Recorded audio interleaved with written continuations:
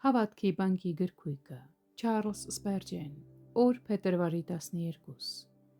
Եվ Եհովան ասեց Աբրահամին ղովտը նրանից բաժանելուց հետո.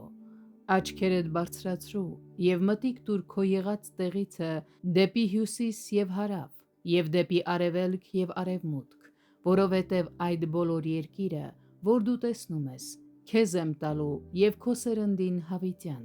Ծննդոց 13:14-15 խոսքեր։ Հատուկ օրհնություն հիշարժան առիթի համար։ Աբրահամը կարգավորեց ընտանեկան վեճը։ Նա ասաց. «Թող իմ և քո միջև կռիվ չլինի, որովհետև մենք եղբայրներ ենք»։ Եվ դրա համար նա ստացավ այն օրհնությունը, որը պատկանում է խաղաղություն անողներին։ Տերը, խաղաղություն տվողը, ուրախանում է իր շնորհը ցույց տալ նրանց, ովքեր փնտրում և ձգտում են խաղաղության։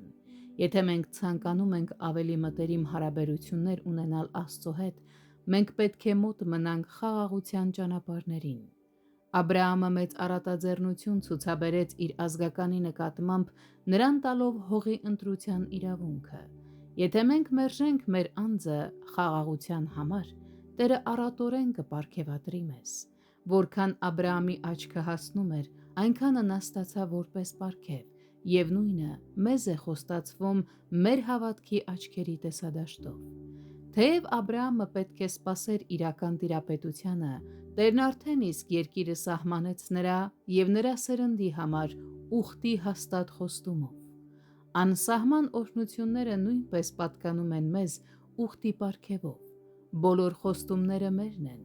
Երբ մենք հաճեցնում ենք Տիրոջը, նա մեզ թույլ է տալիս նայել ամենուր և տեսնել, որ ամեն խոստում մերն է, թե ներկա բաները, թե գալիք բաները։ Բոլորը մերն են, մենք Քրիստոսինն ենք, իսկ Քրիստոսը Աստծունը։